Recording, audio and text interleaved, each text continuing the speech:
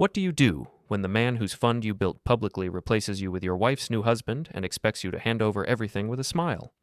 How do you respond when the same family that used your skills for 14 years laughs while you are erased as both husband and partner? This is how I stayed calm, collected my receipts, and used contracts and clients, not fists, to show them what it really costs to treat the quiet man like he is nothing. Before we dive deeper into this story, I have one small request. Please subscribe, drop a like, comment, and hit that hype button to boost this channel so more people can discover these incredible Reddit stories. My name is Ethan, and for most of my adult life, my mornings started in the same quiet corner of the Lang family kitchen, with my laptop open next to a half-finished cup of coffee and the markets waking up faster than anyone in that house ever did. I liked those early hours because the world belonged to numbers and charts, not to speeches and parties and sharp little jokes. On that particular morning, the one that sits at the start of everything, I was watching futures tick in red and amber while Sofia scrolled on her phone at the other end of the island, leaning back in her chair so her gym leggings and designer hoodie looked casual but expensive. She glanced at me from time to time and smirked in a way I'd learned to ignore, and when she finally spoke, she said that I seemed more married to spreadsheets than to any person in the house. She said it like a joke, but there was that small, hard edge under it that had been growing for years. I told her, in simple words, that the markets were jittery, and I wanted to be ahead of whatever moved, because that was how we kept everyone paid, including this house and her gym membership and even the expensive coffee she pretended not to care about. She rolled her eyes and went back to her screen, tapping out something for her followers about waking up with a view and being a boss woman, while I checked correlations and volatility and thought about how small those words were compared to the numbers sitting quietly in my models. By the time I reached the trading floor at Lang Meridian Capital, the room already hummed with the low energy of people pretending they were more awake than they were. Screens covered the walls, showing indices, currency pairs, and news headlines sliding in real time. I walked across the gray carpet, nodded to a few traders, and settled into my station, which was slightly off to the side, like a control tower. I liked that spot because I could see everyone and everything, even if they sometimes forgot I was there. Within an hour, a piece of global news hit the wires, and the screen shifted like a sudden storm, numbers falling and flashing. One of the younger traders let out a low curse under his breath. Another started to panic about an options position that was moving faster than his understanding. I spoke in a calm voice, telling them to pull up specific hedges, to trim certain exposures, to stop staring at the red and focus on the structure we had built.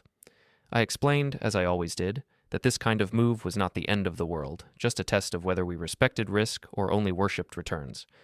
While they adjusted positions, I adjusted the parameters in my risk engine, the model I had coded in the quiet of late nights years ago, and watched our projected drawdown shrink from something ugly to something manageable. On the floor, the noise rose and fell as trades executed.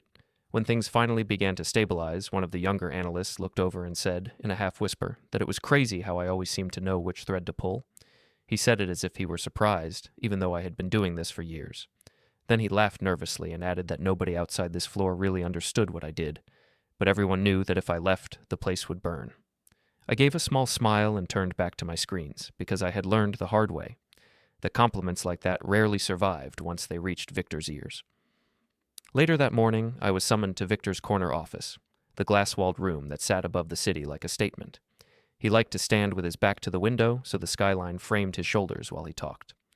When I walked in, he made a casual comment about how the markets had been noisy but that his team had handled it. He asked in a lazy tone whether any big flames had started, like he was talking about a barbecue, not billions under management. I told him that we had contained the risk and that the worst potential losses had been reduced significantly. I did not use complicated language. I simply laid out the facts. He nodded, then rather than saying thank you, he frowned at the tired lines under my eyes and said that clients did not want to see a drained man near their money. He told me that I looked too serious all the time and that I should smile more, because investors liked confidence, not quiet worry.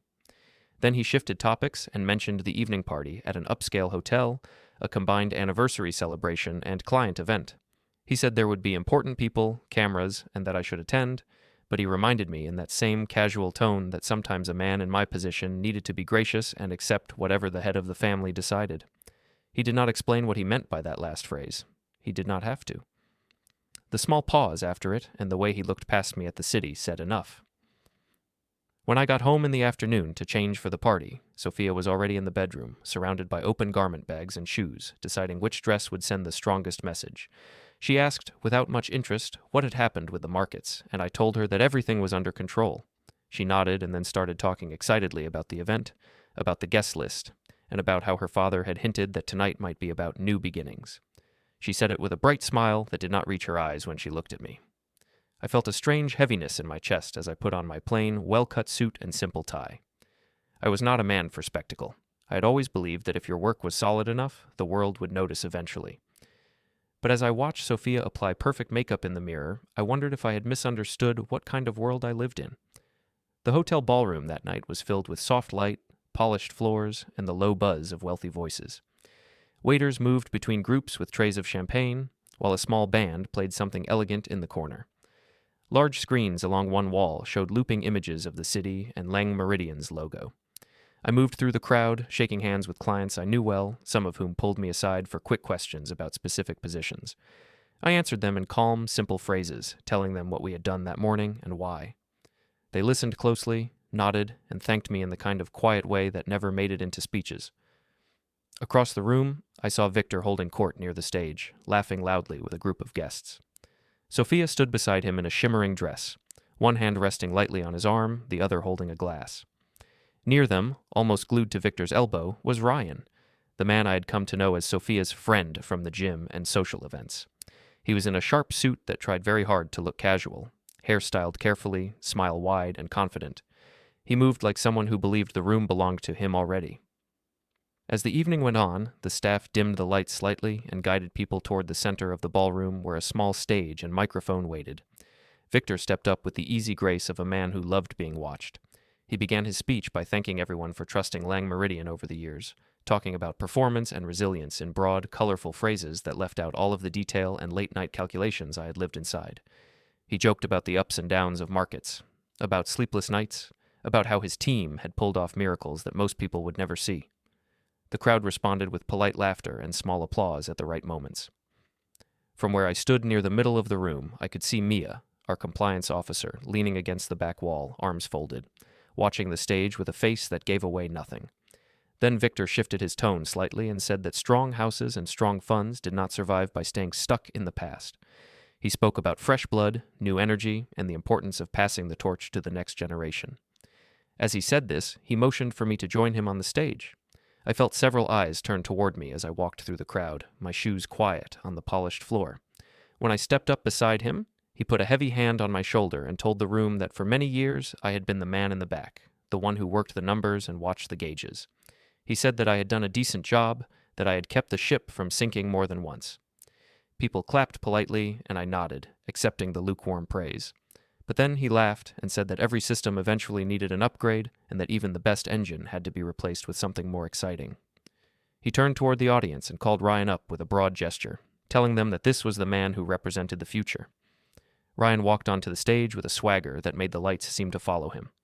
Victor wrapped his other arm around Ryan's shoulders and said, in front of clients, staff, and friends, that this was not only Sofia's new husband, but also the man who would take over my role at the fund. He said that I would soon have more free time, that I could finally relax while a real alpha, as he put it, ran things at the front. Laughter broke out across parts of the room, some of it forced, some of it relieved. I saw a few faces glance at me with a mix of sympathy and curiosity, as if they were watching a performance and were not sure whether they were supposed to enjoy it or feel bad. I stood there, feeling the heat from the stage lights on my face, but inside, everything slowed down and cooled. I heard Victor say that true loyalty meant accepting change gracefully, especially when it came from family. I heard him joke that I would be cleaning my desk soon to make space for someone with fresh legs. I looked at Sofia in the front row, her smile wide and fixed, eyes shining with something like victory. She did not look at me, not really. She looked at the image of herself, next to the man her father had just lifted up. For a few moments, the sound in the room blurred into a general roar, like the background noise on the trading floor when everyone talks at once. I did not speak. I did not shake Ryan's hand right away. I simply nodded once and stepped back toward the side of the stage, as if I were nothing more than a stagehand who had finished moving a prop. When Victor ended his speech, the applause filled the ballroom again. People moved toward the bar and the high tables, some heading straight for Ryan to congratulate him, others drifting toward me with awkward half-smiles and phrases about how change could be a good opportunity. I answered in calm, short sentences, saying that I was fine, that the markets did not care about speeches, and that I would always focus on the work in front of me. Most of them did not know what to say to that. They drifted away. Across the room, I noticed Mia again, still near the wall, watching everything with that same still expression. For a moment, our eyes met. There was something in her look that was not pity and not simple sympathy, but a kind of sober recognition. Then she glanced down, and I felt my phone vibrate in my pocket. When I checked it a second later, I saw a short message from her, written in her usual precise style, saying that we needed to talk and that this was not the place. In the days after that party, as people at the office pretended nothing strange had happened, I found myself thinking more and more about how I had ended up in that ballroom in the first place, standing under those lights while Victor treated me like a piece of old equipment he was proudly replacing. When I first met Sofia, I was not part of the Lang world at all. I was just a young analyst with too many spreadsheets and not enough sleep, working in a smaller firm across town. We met at a mutual friend's birthday in a cramped apartment, not in any fancy restaurant. And what she seemed to like about me back then was that I was calm when everyone else tried to impress her. She told me that night that her father ran a fund, but she said it in a way that made it sound like background noise, like saying her father owned a hardware store. I did not chase her because of his name. I chased her because she laughed at my bad jokes about correlations and because she seemed genuinely curious when I explained why market shocks behaved like storms instead of simple lines on a chart. The first time I went to the Lang house for dinner, the place felt large and full of echoes. Victor greeted me with a strong handshake and a loud voice that filled the room before he even stepped into it. He asked where I worked, and when I explained in simple terms what I did, he nodded and said that the markets needed people who understood the pipes, not just the water. He talked for most of the meal, telling stories about the early days of his fund, about deals he had made and times he had bet big and won. I listened and asked questions when it felt appropriate. At the end of the night, he walked me to the door and said that maybe, someday, I could come look at a few things at his shop, because he had a sense that I was not just another kid who thought spreadsheets were toys. I went home that evening with a strange mix of nerves and hope. I thought I had found not only someone I wanted to build a life with, but also a place where my skills could finally matter on a bigger scale. When I did join Lang Meridian Capital a few months later, it was far smaller than the giant machine it would later become. The trading floor was basically one long room with mismatched desks, a handful of traders who still shouted across the space like it was the old open outcry days, and some monitors that flickered more than they should. Victor treated me at first like a clever nephew he had hired on a trial basis. He would clap me on the back when I fixed a problem, introduce me to others as the new brain who would help organize the chaos, and bring Sofia by the office to show her that I was learning the family business. In those years, when the fund was still climbing, I spent late nights at my desk, building model after model, not because anyone asked me to, but because I could see where the cracks would appear if we did not take risks seriously.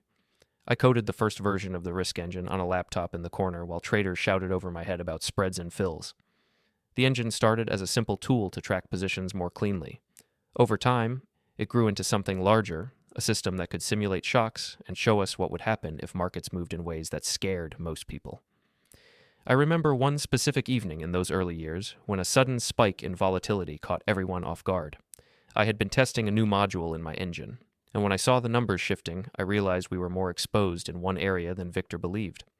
I went to his office, laid out the situation in simple terms, and suggested we cut certain positions and hedge others. He listened, scratched his chin, and then asked how sure I was. I told him that I did not care about being right for my ego. I cared about not being wrong for our clients. He laughed and said that this was the kind of sentence he liked to hear. He followed my suggestion. 2 days later, when the move finished and other funds we knew posted ugly losses, Victor walked onto the floor and told everyone that we had navigated the storm like professionals. That night, in the car on the way home, he clapped my shoulder again and said that maybe I really was the engine he needed. That was the first time I felt truly seen by him.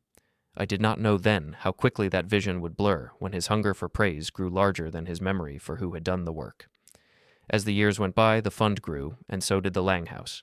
New wings appeared, new cars, new vacations. Sofia enjoyed the rising wave. At first, she still asked me how my models worked, still sat on the couch with her feet in my lap while I explained in simple words why we had cut a certain sector before it crashed. But slowly, her interest shifted from how the money was made to how the money looked. She began to care more about photos than charts. She started calling herself a partner when she introduced herself at events, even though she never once sat through a full risk review. Online, she posted captions about building an empire with her father and about being a team that could not be stopped. When I saw those words, I would sometimes stop and stare at my screen in the home office, where I sat alone late at night finishing code that no one outside the office would ever see. Around the 6th or 7th year, Victor suggested that it might be cleaner, from a legal point of view, for me to formalize some of my work under a separate structure. He said in a casual tone that it would help with contracts and maybe taxes. I did not fully understand all the details, so I reached out to an old friend from university, Leonard, who had become a securities lawyer. We had coffee in a small cafe downtown, and I explained that Victor wanted to tidy up how my models and consulting were listed. Leonard listened, asked a few careful questions, and then suggested that we set up a small consulting LLC in my name, which could license my risk engine and related work to the fund under clear terms. He said it would protect me if anything ever changed and would keep the intellectual property separate. At the time, I did not think seriously about the "if anything ever changed" part. I mainly liked the idea of doing things the right way. Leonard handled the paperwork, explained the basics to me in simple language, and at one point asked if Victor fully understood what we were doing. I told him that Victor had waved his hand and said that as long as the engine kept working, he did not care whose name sat on some small legal document. Leonard gave me a look that I did not fully read back then. He simply nodded and told me to keep copies of everything in a safe place. The more the fund grew, the more Victor's stories changed. In early years, he would introduce me to clients as the guy who had built the engine that kept their money safe. He would tease me about being too serious, but still give me credit in his own dramatic way. Later, his speeches shifted to stories about himself and his vision. He began to talk about how he had always been ahead of the curve, how he had built a team of bright minds who executed his ideas. My name appeared less often. On the trading floor, people still knew who solved problems when the markets shook. They would come to my desk with questions, and I would answer in the same calm way, showing them how to cut risk or shape positions. But outside the floor, at lunches and events, I became more of a background figure, the person who always wore the same modest suit and did not say much unless asked. At home, the shift was slower, but just as real. Sofia's jokes about my spreadsheets turned from playful to sharp. When I missed a dinner because of a crisis on the floor, she stopped asking what had happened and started making comments about choosing numbers over life. She began spending more time with people from her gym and with friends who had no connection to the fund. One of those friends was Ryan, a man who seemed to enjoy every mirror he passed. At first, he was just a face in photos on her phone, then a regular guest at parties, then a frequent presence on the rooftop bar where some of the younger staff liked to go. When I saw him at the office for the first time, he was standing in the hall outside the boardroom, talking loudly about deal flow and alpha moves to one of the junior analysts, using phrases that sounded impressive but meant very little. Sofia brought him to a few fund events as a friend, and Victor treated him like a charming clown, someone who could entertain guests while the serious people did the work. I could tell, even then, that Ryan liked being near power and would say anything to stay in the glow. As performance numbers stayed strong and fees kept flowing, the partners and senior staff began to focus more on brand and less on structure. We had more glossy brochures, more videos, more parties. My presentations in the boardroom stayed the same: charts, scenarios, explanations of what could go wrong if we ignored certain signals. Some partners listened carefully, taking notes and asking serious questions. Others checked their phones under the table. Victor listened only enough to know whether he could tell a good story to clients later. He would sometimes joke, at the end of my presentations, that I was like a fire extinguisher, essential to have around, but not something you wanted on the front of the brochure. The room would laugh. I would smile because it was expected, even though the comparison left a small mark each time. The first time I noticed really clearly how far their version of the story had drifted from mine was at a smaller client dinner. Victor told a tale about a crisis year and how he had made the tough call to cut risk, describing the decision as if he had woken up, looked at a chart once, and bravely pulled the trigger. In my memory, that same decision had been the result of 3 days of me running models, arguing gently with traders, and finally going to his office with a detailed explanation and the courage to say that we needed to act. Listening to him erase that part in front of people who now trusted him with their pensions, I felt something cold lodge in my chest. I did not interrupt him. That was not my style.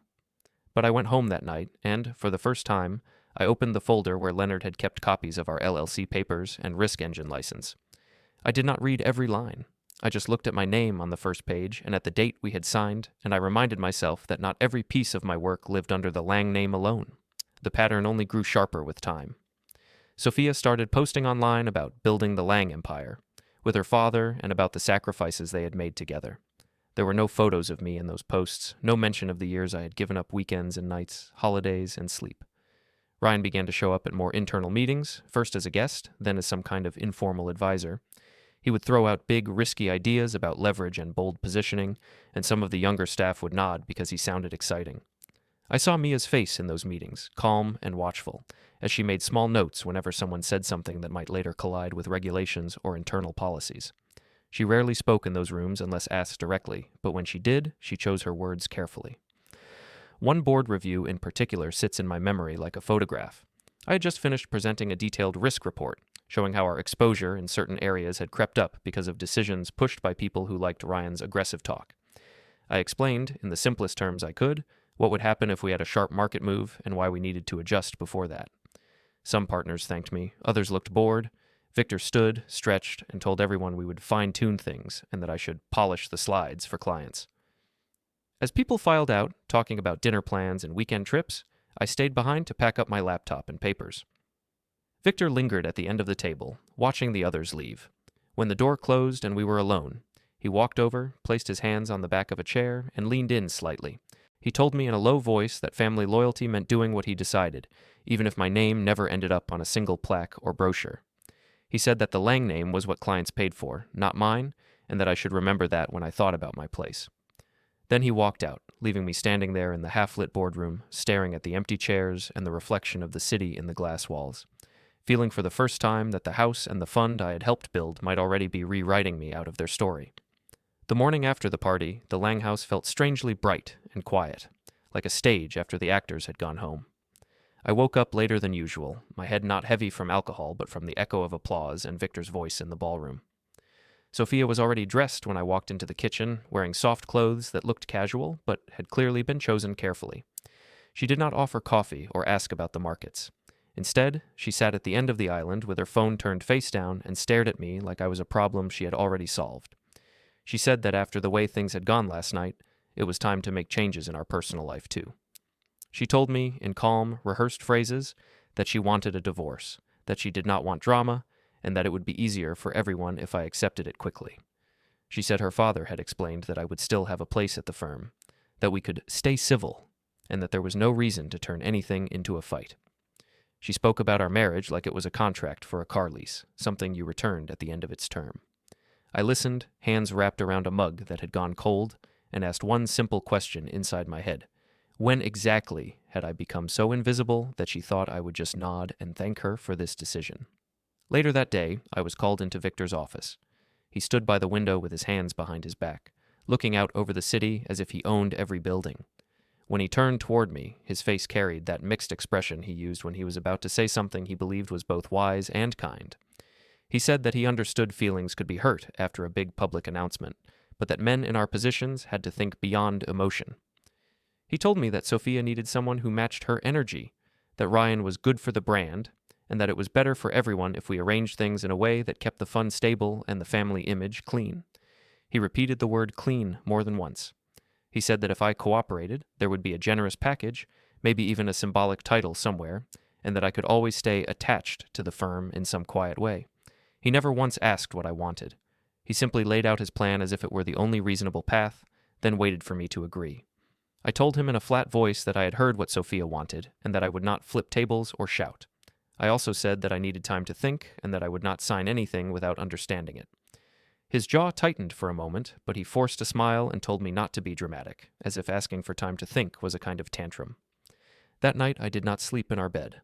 I lay fully dressed on the couch in the living room, staring at the ceiling and listening to the small noises of the house settling. At some point, I unlocked my phone out of habit, and a reminder popped up on the screen. It was an old calendar event from years ago that I had never deleted. The meeting where I had first sat down with Leonard to set up my consulting LLC and sign the original license for the risk engine. Back then, it had been just another task, one more thing on a long list. Seeing the reminder now, with the name of the cafe and the time, felt like a distant version of me was tapping on my shoulder. I opened my email and scrolled to the old thread with Leonard, reading the subject line where we had written something bland and simple about structure discussion. I did not open the attachments. I did not need to. I just sat there, with the ceiling shadows stretching over me, and realized that even if everyone in that house treated me like a replaceable part, not every system I had built belonged fully to their world. The following evening, some of the younger staff organized drinks at a rooftop bar to celebrate the party and the new era Victor had announced. I went because not going would have drawn more attention than showing up. The bar sat high above the city, with glass panels instead of walls and loud music covering most conversations. I arrived in a simple shirt and jacket, not trying to match the sharp outfits around me. People greeted me with a mix of politeness and awkwardness, offering lines about how change could be exciting. I smiled and nodded, letting them fill the space with words.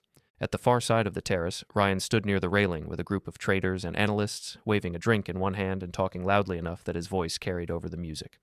He was telling them how he planned to push the fund to the next level, how he would take more aggressive positions, how he knew how to play big. His phrases were full of energy and empty of detail. At one point, someone asked Ryan what he thought about me staying on. He laughed in that way people do when they feel safe and superior. He said that I was a good guy, that I had done my time, but that at some point you had to move old systems aside for newer ones. He described my work as files and spreadsheets that he would soon have on his desk. He told the group that once I handed over my little engine and contacts, he would scale the fund into something huge. A few of the younger staff laughed nervously, glancing over toward me to see if I was listening. I sipped my drink and kept my expression calm. Inside, something that had been soft for years hardened into a clear, flat surface. I realized that both Victor and Ryan expected me to behave like a piece of furniture being moved from one room to another, carrying my value with me but leaving it in their space when I went. They assumed I had no choice. I did not stay long at the bar. After a short time, I set my glass down, nodded to a few people, and left. The city felt cooler at street level, the noise different.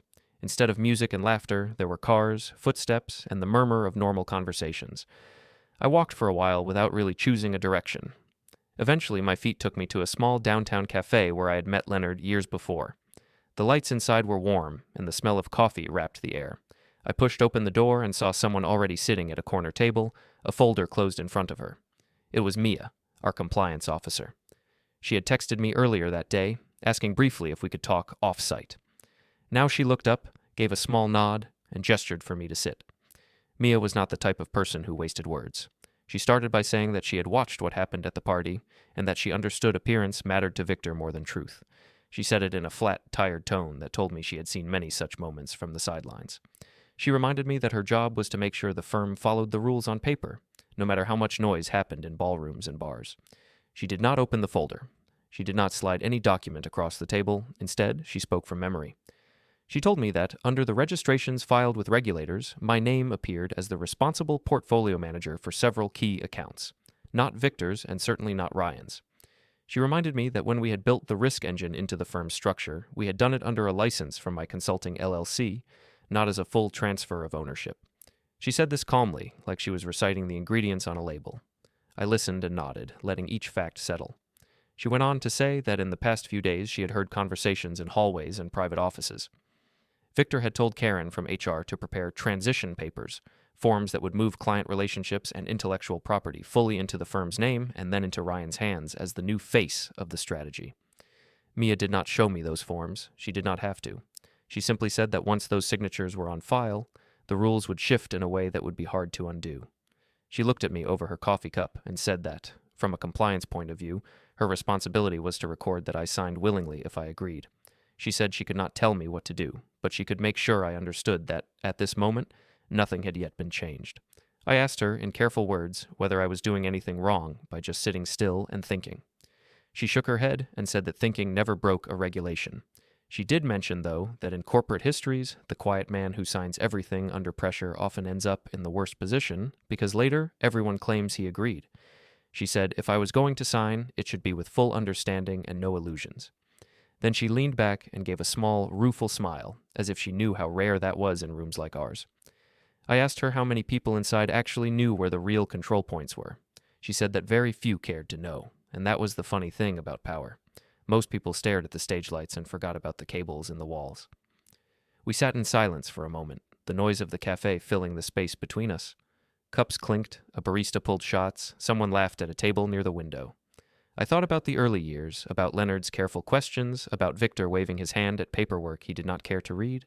I thought about Sofia posting photos of herself at events with captions about building an empire, and about Ryan laughing on a rooftop about my files. It felt like I had been walking across a narrow bridge without looking down, trusting that it would hold, and that now, for the first time, I was finally glancing at the structure under my feet. Mia cleared her throat gently and said there was one more thing she wanted to mention. She reminded me that years back, when the original license was set up, I had come to the office late with a slip of paper and asked her to double-check that the internal records matched what Leonard had filed externally. She said she had done it and had never forgotten, because it was rare to see someone so serious about doing things correctly when they could have just trusted others. She said that if I had once cared that much about getting it right, I should care at least that much now about not giving it away without thinking.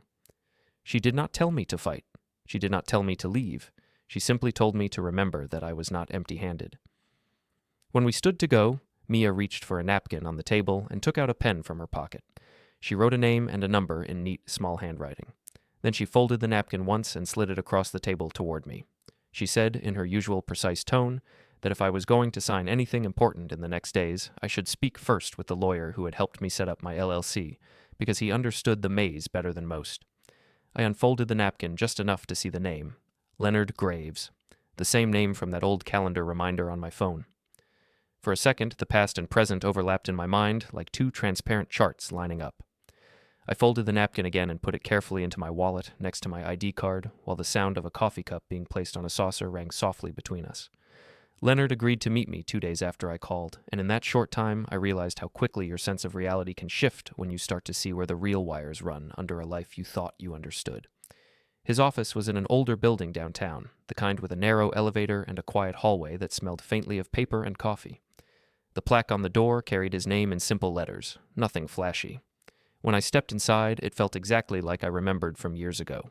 Shelves full of heavy books, framed certificates on the wall, a large wooden desk with neat piles instead of chaos. Leonard stood up, shook my hand with the same firm grip, and asked how I had been, but his eyes already read something in my posture that said we would not be talking about good news. We sat down, and I told the story in order. I spoke about the party, about Victor's speech, about Ryan being introduced as Sofia's new husband and my replacement at the fund. I described how the room had clapped, how I had stood there under the lights like a piece of old equipment on display. I told him about Sofia asking for divorce calmly, like she was returning a car. I told him about Victor's offer to keep me somewhere in the firm as long as I behaved, and about the rooftop bar where Ryan spoke loudly about taking my files and engine as if they were objects waiting for him on a shelf. I finished by mentioning Mia, the cafe, and the napkin now folded in my wallet. Throughout the story, Leonard listened without interrupting, occasionally writing a few words in a small notebook. When I was done, he sat back, took a slow breath, and said that he wished he could be shocked, but he was not. He said this was exactly why he had suggested the consulting LLC and the license years ago, not because he could see the future in detail, but because he had seen enough similar families and firms to know that power and gratitude rarely stayed aligned. He did not reach for any big speech.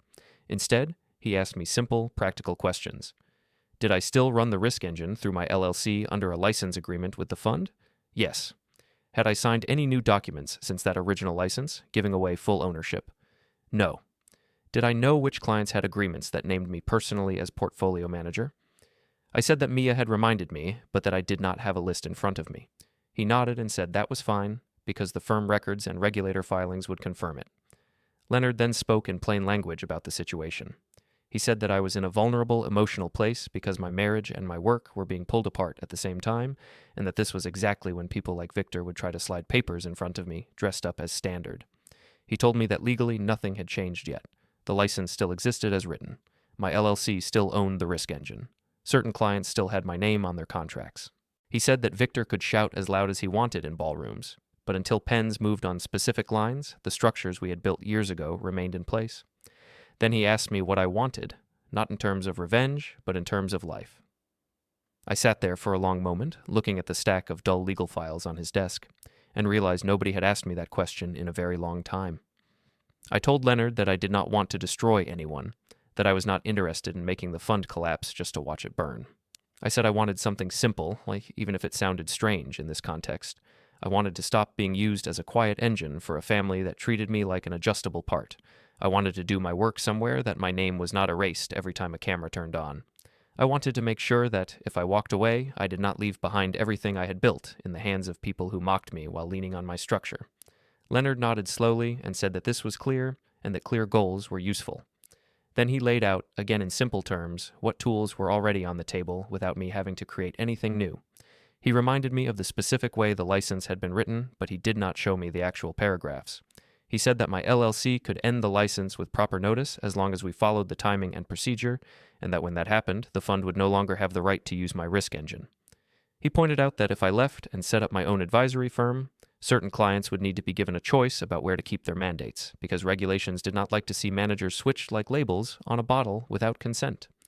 He also made it clear that if I acted recklessly, if I tried to pull everything at once out of anger, regulators could see it as a kind of sabotage, and I could damage my own future as much as Victor's. So the path was narrow, but real. Follow the rules exactly, prepare quietly, let clients choose without pressure, and let contracts speak louder than family drama. After the meeting, I stepped back onto the street feeling a strange mix of fear and calm. The fear came from realizing how serious the next steps would be. The calm came from knowing that I was not empty-handed, no matter how many times Victor called me a background guy.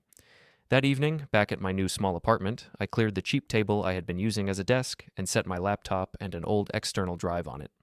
The apartment had thin walls, and I could hear my neighbors talking and a television playing somewhere. It was a very different noise from the polished silence of the Lang house.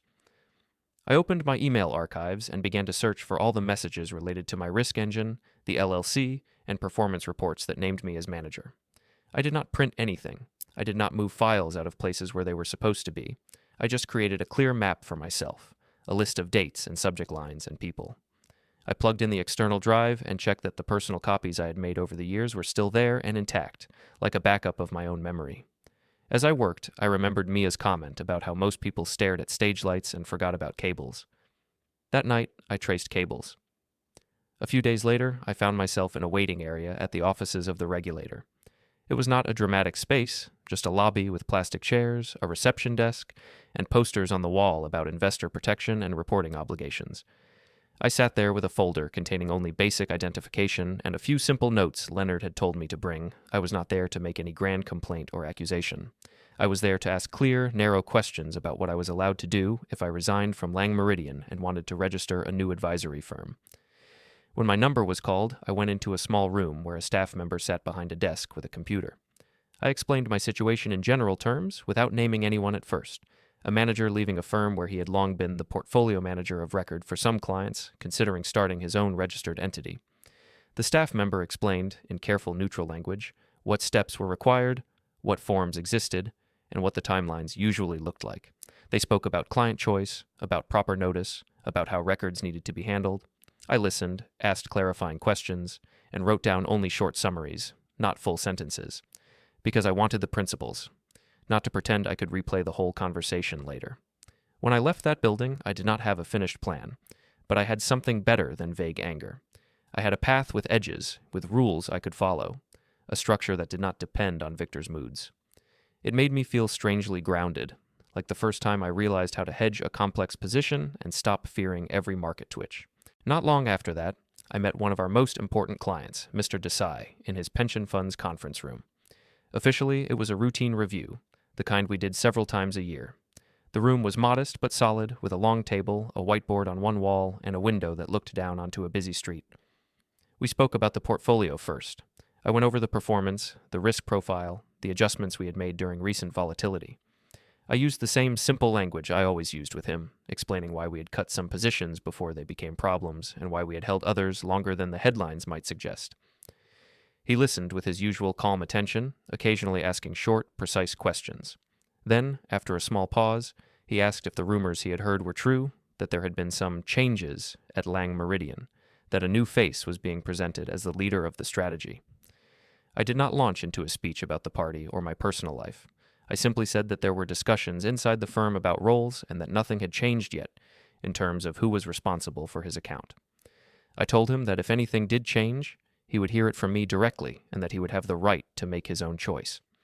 He studied my face for a moment and then said, in his measured way, that he had stayed with the fund not because of the Lang name on the door, but because when markets got rough, it was my voice on the other end of the line explaining things.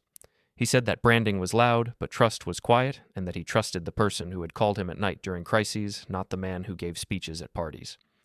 I felt a tightness in my chest ease a little at those words. I did not tell him my full plan. I simply nodded and repeated that I would never move his money behind his back. Back at my apartment that evening, I sat at the small table with my laptop open and the city lights faint through the thin curtains. Leonard and I had exchanged a few more emails, each one short and clear. He had outlined a sequence of steps for registering a new advisory firm, for filing notices, and for preparing proper communication to clients when the time came. Mia had also sent a brief message from her personal account, not the firm's, saying that internal records on who had access to what were up to date, which in her language meant she had made sure there would be no confusion later about what I had or had not done. I looked at the folders on my screen, at my name on the LLC documents, at the performance reports that quietly recorded years of my work. I thought about Victor's comment in the boardroom about plaques and loyalty, and I realized that he had been right about one thing without knowing it. Loyalty did matter. It just did not mean what he thought. My loyalty had always been to the work, to the clients, to the structures that kept people's savings safe. It had never truly been to the idea that one last name owned every result. As I sat there, the room lit only by the laptop, my work phone buzzed on the table. The sound was sharp in the quiet apartment, a small vibration that felt heavier than usual. I picked it up and saw a calendar invitation pop onto the screen. It was from Karen in HR, with Victor copied titled, "Transition Meeting, Client Handover Mandatory," scheduled for the next morning in Victor's corner office. The next morning, I walked into Victor's corner office knowing more than he thought I knew, but I kept my expression as neutral as ever, like I was just there for another routine meeting about some minor process. The city spread out behind him through the glass wall, the same view he liked to stand in front of when he made big announcements. Today he sat at his desk, legs crossed, a small smile already on his face.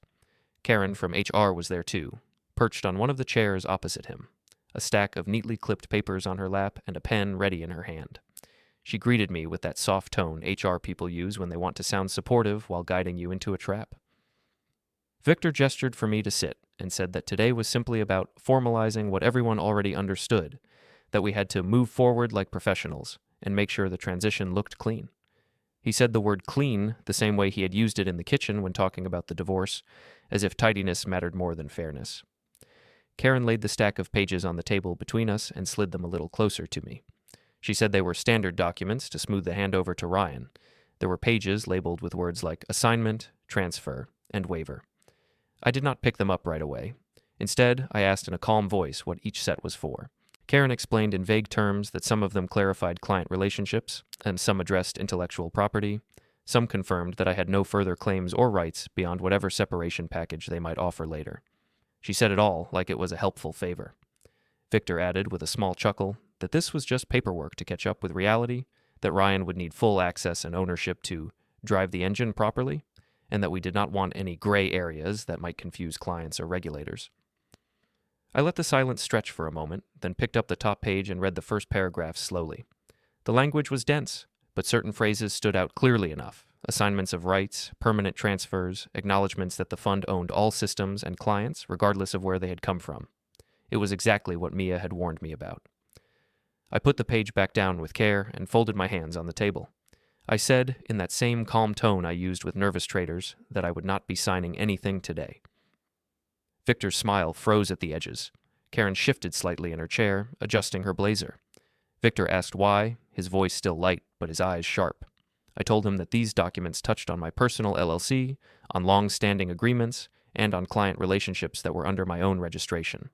I said that any changes to those things would need to be reviewed by my independent counsel. I did not raise my voice. I did not accuse anyone.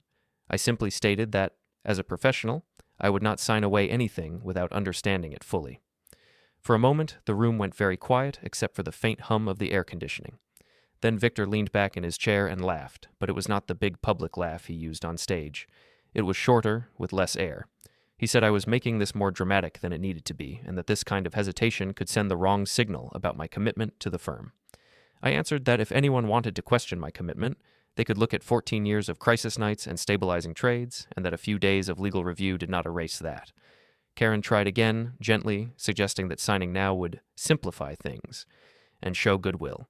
I told her that goodwill went both ways, and that if the firm respected me at all, it would give me the basic courtesy of time and counsel. In the end, Victor waved a hand in a dismissive gesture and told Karen to hold the papers for now. He said we would revisit this once emotions cooled. I thanked them for their time and left the office without looking back at the stack of documents. Later that day, we had a session in the boardroom that was supposed to be a rehearsal for the upcoming investor summit at the hotel conference center. The room was set up with a portable screen and a laptop connected to a projector, showing draft slides with Lang Meridian's logo and big graphs of performance since inception. Victor stood at the head of the table, running through his speech lines, while Ryan sat nearby, watching himself appear on the slides as the head of strategy for the future. My work had been turned into glossy charts and buzzwords. They used phrases like new era, bold positioning, and innovative risk management, all anchored in results that came from the engine I had built and the decisions I had made. Every time one of those polished charts flashed on the screen, I recognized the underlying numbers, the patterns of returns that matched countless nights of adjustment and calculation. Yet no slide carried my name. They asked me to sit in the back, in case any technical questions came up. I watched as Victor and Ryan practiced responses to hypothetical client queries they had clearly invented themselves. When a junior staff member playing the role of a skeptical investor asked about risk, Ryan answered with phrases that sounded impressive but had no real structure behind them. Victor nodded along, satisfied, because the words were smooth and confident. At one point, he turned to me and asked if there was anything they should add to make sure the story landed well. I said they should be careful not to promise what the underlying systems could not support. He brushed off the comment, saying that detail would just confuse people and that investors wanted a strong narrative, not a lecture. I let it go, because this was not the moment to argue about narrative. I was there to observe, not to fix. After the rehearsal, while others stayed in the room checking slide transitions and microphone placements, I stepped out and sent a short message to Mia, asking if she had a few minutes to meet outside later. She replied with a single word, "Café?" and a time. That evening we sat again in our usual corner, the same narrow table between us. I thanked her for warning me ahead of the transition meeting. She asked if I had signed anything. I told her no.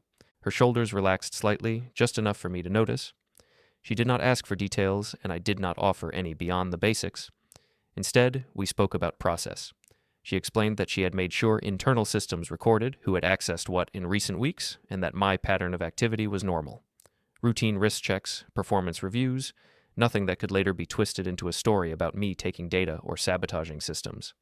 I told her that I had visited the regulator and spoken with Leonard, and she nodded, as if that confirmed something she had quietly hoped for. She reminded me that, from her professional perspective, the key thing was that any change in my role or registrations be documented cleanly with proper notice, so nobody could later say things had happened in the shadows. Back in my apartment that night, I called Leonard and set the phone on speaker beside my laptop. He ran through a short checklist, the same way I walk traders through risk adjustments. Had I refused to sign the transition documents? Yes. Had I kept my responses calm and professional? Yes. Had I taken or copied anything from internal systems without authorization? No. He said that was good. Then he moved on to the next step. He told me that if I was serious about leaving and starting my own advisory firm, we needed to move from questions to action. He had already started preliminary work on the registration process based on our last meeting. He described, in simple terms, the sequence we would follow.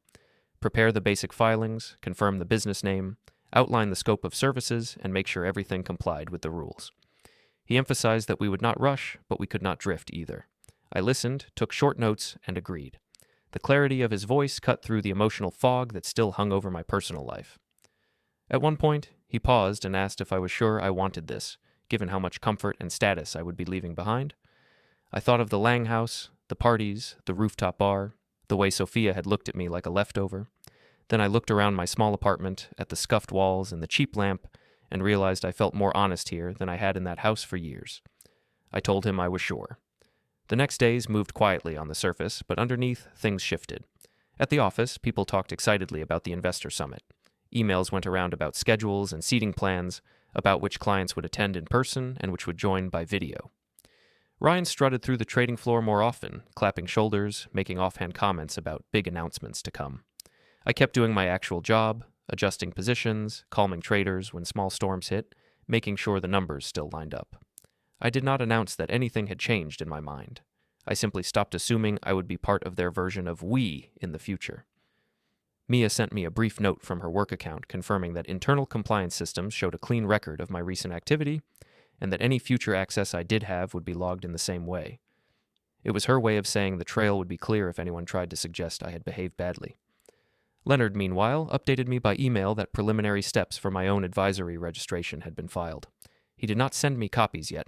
He summarized the essentials and reminded me that, for now, we were building quietly, not declaring anything. He said timing would matter and that certain notifications would need to be coordinated carefully. On the evening before the summit, I stayed late at my apartment, not at the office. I had already done everything necessary for the fund's current positions during the day.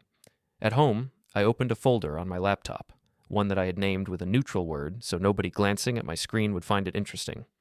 Inside, there were outlines of communication templates Leonard had drafted, notes about clients who had long-standing direct relationships with me, and a simple step-by-step list of what I would need to do on the day I finally left. I read through it slowly, letting each point sink in, imagining each small action like a move on a trading screen. Nothing flashy, no sudden bets, just orderly execution. I thought again about what Victor had said, that family loyalty meant doing what he wanted, even if my name never appeared on any plaque. Sitting at that small table, I realized fully that my loyalty to the work did not require loyalty to him. In fact, if I stayed under his thumb while he handed everything over to Ryan, I would be betraying the clients who trusted my judgment. They had stayed through storms because I had spoken to them clearly and acted carefully. Allowing my role to be turned into a legacy story while someone else used my systems without understanding them would not be noble. It would be cowardly. When I finally turned off the laptop, the apartment was very quiet. I laid out my suit for the next day, the same simple one I had worn to many meetings, and polished my shoes until they shone just enough but not too much. The Investor Summit would be all about show for the Lang family, big screens, music, speeches. For me, it would be something else entirely. It would be the line where my private preparations met public reality. I went to bed later than I wanted, but when I slept, I did not dream about the party or the rooftop bar. I dreamed about a plain office door with my own name on it, and the steady sound of market data flowing through systems I controlled. In the gray light of morning, I dressed slowly, buttoning my shirt and knotting my tie with the same practice motions I had used for years. The apartment felt smaller than ever, and yet oddly solid under my feet. Just as I reached for my jacket, my phone buzzed on the table with a sharp, insistent vibration that cut through the quiet. I picked it up and saw 2 new notifications appear almost on top of each other. One from the regulator's portal, marking a status update on a filing Leonard had prepared, and one from a key institutional client asking if we could have a quiet word at the hotel before the main event began. In the side room before the summit, I met Mr. Desai and 2 other long-term clients and explained calmly that I had resigned and registered my own advisory firm, with filings already accepted. I told them they had the right to choose. They signed the transfer forms without fuss. Minutes later, in the main hall, Victor and Ryan were on stage bragging over slides built on my work when phones started buzzing and people began standing. Mr. Desai thanked me by name into the microphone. I walked out through the lobby as Leonard handed Victor the termination letter.